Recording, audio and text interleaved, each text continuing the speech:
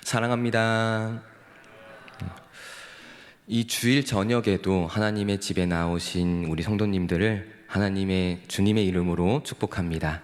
네. 하나님을 만나는 이 자리에 나올 때에 성도님들께서는 어떤 마음을 가지고 나오셨습니까?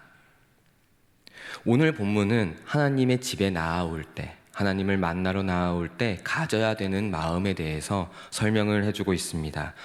먼저 1절에 너는 하나님의 집에 들어갈 때에 내 발을 삼가라 라고 표현하고 있습니다. 그러니까 들어올 때에 그냥 막 들어오는 게 아니라 찬찬히 천천히 그리고 주의해서 내가 혹여나 하나님 앞에서 잘못되게 들어오는 거가 있진 않은지 하나하나 점검하며 그렇게 들어와야 된다고 설명을 하고 있습니다. 이건 너무나 당연한 것 같습니다. 우리는 죄인이기 때문에 주의 집에 들어오는 이 자리가 사실은 되게 두려워야만 합니다. 하나님의 집에 들어왔다고 해서 모든 게 용납되는 건 아니기 때문입니다. 하나님의 바로 이 자리에 계시기에 우리는 더욱더 주의하며 하나님을 바라봐야만 합니다. 그러면 하나님의 집에서 이제 어떻게 해야 되느냐? 1절에 표현하는 거는 제물을 드리는 것보다, 우매한 자들이 제물을 드리는 것보다 말씀을 듣는 것이 더 좋다라고 말씀하십니다. 제물을 드리는 것 너무나 더 귀합니다. 네, 섬겨야 됩니다. 하나님 앞에서 헌신도 해야 되고 또한 우리가 가지고 있는 것들을 하나님께 내어드리기도 하면서 하나님께 우리들의 마음을 표현하는 거 너무나도 귀합니다. 근데 이 앞에 하나가 붙습니다. 우매한 자들이. 근데 바보 같다는 겁니다. 아무것도 모르는 자들이 하나님 앞에서 드리는 것, 이것보다 말씀을 귀담아 듣는 게 더 중요하다라고 말씀하십니다. 그러면 이 우매한 자들이 어떤 자들일까요? 하나님의 뜻은 아무것도 모르고 제 멋대로 하는 자들을 의미할 겁니다. 하나님의 주시는 지혜는 아무것도 가지고 있지도 않으면서 자기가 좋아하는 모습대로, 자기가 원하는 대로만 하나님 앞에 섬기고 드리는 그런 모습, 제물을 바치는 그런 모습을 바로 의미합니다. 그러니까 너무나도 바보스러우니까 잘못되게 하나님께 드리고 있으니까 너희들은 멈추고 내 말을 좀 들어라 라고 말씀을 해 주시는 겁니다. 이런 모습의 대표적인 거는 마르다일 것 같습니다. 마르다와 마리아가 있는 집에 예수님께서 찾아가셨습니다. 방문하셨습니다. 근데 마르다와 마리아는 서로 다른 행동을 합니다.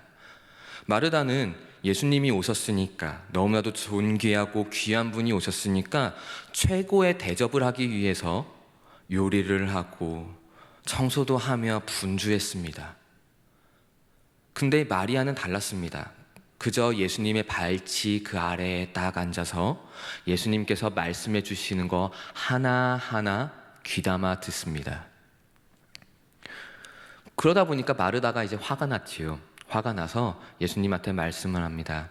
아니, 나는 이렇게 예수님을 존귀하게 대접하기 위해서 분주한데 마리아는 저 옆에서 편안하게 저렇게 있는 거 이게 말이나 됩니까?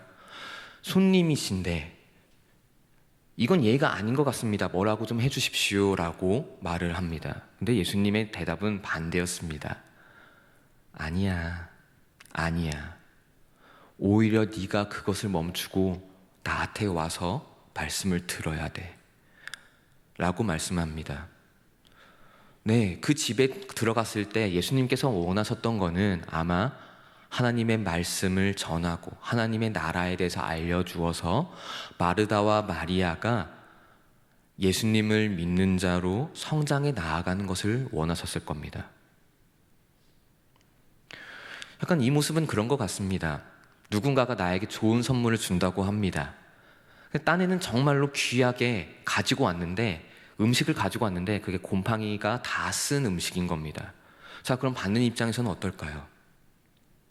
아니, 조금 더 순화해서 음식을 가지고 왔는데 복숭아입니다. 근데 하필이면 내가 복숭아 알러지가 있습니다. 그럼 이건 어떻게 할까요? 이런 모습이 바로 우매한 자가 제물을 드리는 모습입니다. 그러니까 들으라는 겁니다.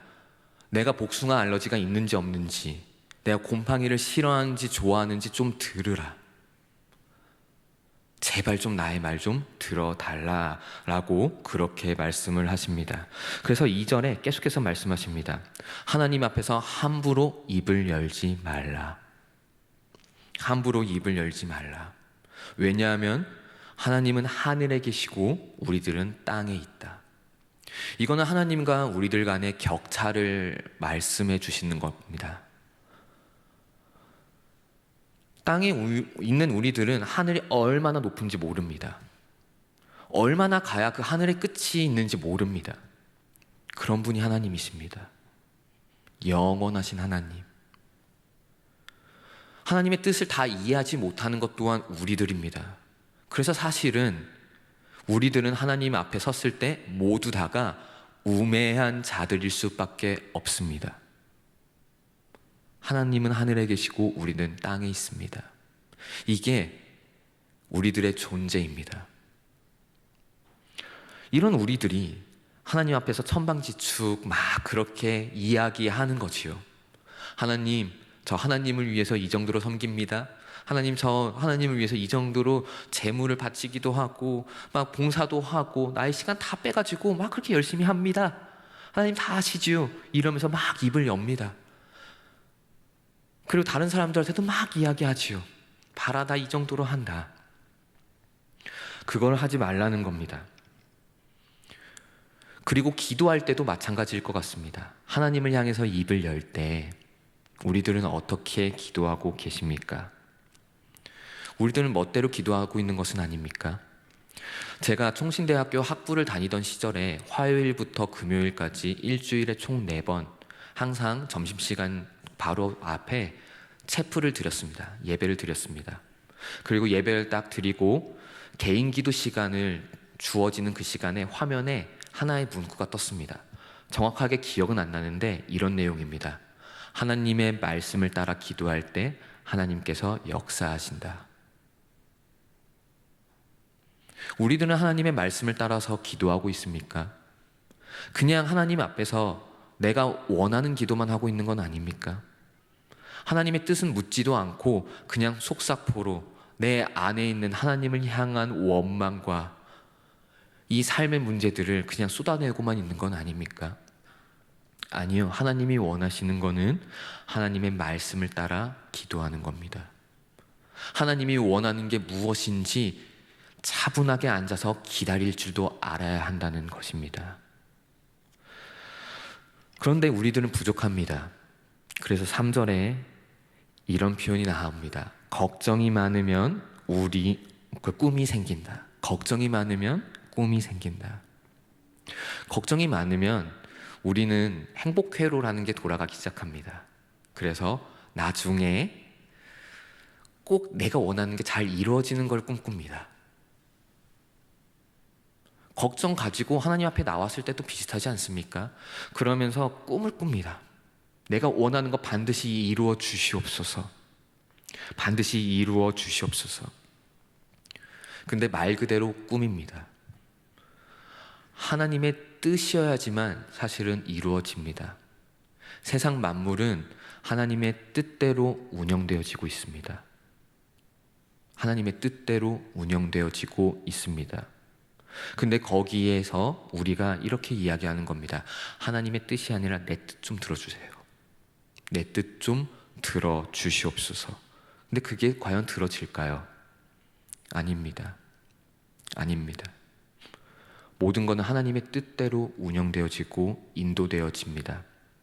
자, 그러면은 우리들의 기도가 아무런 의미도 없는 건가요? 아닙니다. 제가 바로 앞에 말씀드렸듯이 하나님의 말씀을 듣고 기도할 때에, 하나님이 원하시는 것이 무엇인지 듣고 기도할 때에 우리들의 기도는 이루어집니다. 그러니까 걱정 많아서 꿈이 막 생기는데 그것이 중요한 게 아닙니다. 우리가 하나님의 말씀을 듣고 그걸 따라서 기도하느냐, 바로 이런 겁니다. 근데 이런 것이 알아도 우리들은 여전히 부족한 게 많습니다. 저조차도 하나님 앞에 기도를 하는데 하나님의 말씀대로 기도하지 않는 경우 참 많은 것 같습니다. 하나님, 그래도 내 말 좀 들어주십시오. 하나님, 그래도 좀 어떻게 좀 안 되겠습니까? 그래도 좀 내 소원대로, 내 꿈대로 좀 이루어 주십시오. 그리고 그걸 안 들어주면은 하나님 앞에 나와서 또 이야기하지요. 하나님, 원망스럽습니다. 어떻게 나한테 그럴 수가 있겠습니까? 어떻게 나한테 그러십니까? 내가 하나님께 한 게 얼만데. 그래서 4절에 뜬금없어 보이는 서원에 대해서 나옵니다. 서원이 그런 거 아닙니까? 하나님, 하나님의 뜻을 꺾고 내 뜻 좀 이루어 주십시오. 내 뜻 이루시면 내가 돈 얼마 내겠습니다. 내 뜻 이루어 주시면 내가 평생에 하나님을 쫓아서 살아나가겠습니다. 이런 서원기도 말입니다. 여기에 대해서 경고합니다. 그래, 서원은 할 수 있는데, 근데 서원을 해서 들어주면 반드시 속히 갚아야 할지어다. 반드시 갚아야 된다. 자, 이거는 질문이기도 합니다. 그래, 잠깐 내가 너를 사랑하니까 때로는 나의 뜻을 꺾고 너의 뜻을 들어줄 수도 있겠어. 근데 그 가운데서 너는 서원한 대로 반드시 갚을 수 있니? 속히 갚을 수 있겠니? 이런 질문이기도 합니다. 자, 그래서 그 다음에 이렇게 이야기를 합니다. 서원하고 나서 갚지 않는 것보다 서원을 아예 처음부터 아니하는 것이 더 좋다. 서원하지 않는 것이 차라리 더 낫겠다. 이런 문맥을 하나하나 좀 따져보십시오. 차라리 우리들 입장에서 서원을 처음부터 안 하는 게 더 좋지 않겠습니까? 하나님, 내 뜻 좀 들어주시옵소서. 내가 반드시 이것 좀 꿈꿔봐야 되겠습니다. 근데 6절에 가면은 이것에 대해서 하나님 분명히 말씀하십니다. 서원하고 갚지 않으면 하나님은 진노하실 것이다. 네, 우리는 이 진노를 감당하실 수 있으십니까? 하나님의 진노를 감당하실 수 있으십니까? 저는 자신 없습니다. 저는 자신이 없습니다. 그러니 하나님의 말씀을 먼저 듣고 그것에 대해서 순종하는 것이 우리들에게 더 복되지 않겠습니까? 나의 문제 앞에서 그것을 보면서 무조건 내 뜻대로 해야 되겠습니다가 아니라 하나님의 말씀을 듣고 하나님의 말씀을 받고 나의 뜻을 꺾고 그 다음에 하나님의 뜻이 그러시군요. 그렇다면 내가 거기에 순종하겠습니다. 이 길이 더 복된 거 아니겠습니까? 7절에 가면 그러니 하고 싶은 것, 꿈이 많으면 하나님의 말씀보다는 하고 싶은 대로 하는 그런 헛된 행동들이 많다고 이야기합니다. 말도 많아진다고 합니다. 이를 예방하는 것이 7절에 하나가 딱 등장하는데 오늘의 말씀의 핵심입니다. 하나님의 집에 들어갈 때에 하나님의 말씀을 듣는 것이 우선인데 그것을 하기 위해서 우리가 가져야 되는 하나의 마음이 있습니다. 바로 하나님을 경외하는 것입니다. 우리가 하나님을 경외한다면 우리는 우리들이 하고 싶은 거 꺾을 수밖에 없습니다. 하나님의 뜻을 쫓아 나아갈 수밖에 없습니다. 하나님을 경외하다, 이건 영원하신 하나님을 인정하는 것이겠지요. 아까 처음 부분에 말씀드렸다시피 하나님은 하늘에 계시고 우리는 땅에 있습니다. 이걸 인정하는 겁니다. 우리는 죽으나 깨어지나 우리는 하나님보다 더 지혜로울 수 없습니다. 우리는 하나님보다 더 위대해질 수 없는 존재들입니다. 그런 우리들이 하나님의 집에 나왔을 때 보이는 것은 영원하신 하나님, 그리고 너무나도 작디 작은 우리들밖에 보이지 않을 겁니다. 그래야만 합니다. 이게 경외라는 감정입니다. 하나님 앞에 딱 섰는데 너무나도 커다란 하나님밖에 보이지 않고 나는 그 아래에 서 있는 아주 티끌과 같이 작은 존재, 아무것도 아닌 존재, 그게 바로 우리들이라는 걸 인식해야 됩니다. 미국의 아주 유명한 투자자 워렌 버핏을 다 아실 겁니다. 이 워렌 버핏은 매년 자기와 식사하는 자리를 경매에 내놓습니다. 근데 2022년도 작년입니다. 이때 워렌 버핏과 한 끼 식사하는 가격이 얼마로 낙찰이 됐냐면 1,900만 달러였습니다. 우리나라 돈으로 240억 가량 되는 아주 커다란 돈입니다. 어마무시하지요. 한 끼 식사입니다. 한 끼 식사하는데 240억을 지불합니다. 왜 지불할까요? 240억을 지불할 수 있는 사람, 한 끼 식사에, 이런 사람 능력 없을까요? 저는 능력이 아주 출중하다라고 생각합니다. 240억을 지불할 수 있는 그런 돈도 있고, 그걸 지불해도 그래도 먹고 사는데 문제가 없는 사람입니다. 분명히 똑똑할 겁니다. 누군가에게 갔을 때 대접도 받을 수 있는 사람입니다. 그런데 그런 사람이 워렌 버핏과 한 끼 식사하는데 240억을 지불합니다. 왜 그럴까요? 워렌 버핏이 가지고 있는 주식 투자에 대한 그 지혜를 얻기 위해서 지불하는 거 아닐까요? 워렌 버핏과 기껏 따낸 그 240억이나 되는 식사 자리에 가서 워렌 버핏이 하는 이야기는 단 하나도 듣지 않고 자기 말만 한다면 얼마나 바보 같을까요? 240억짜리입니다.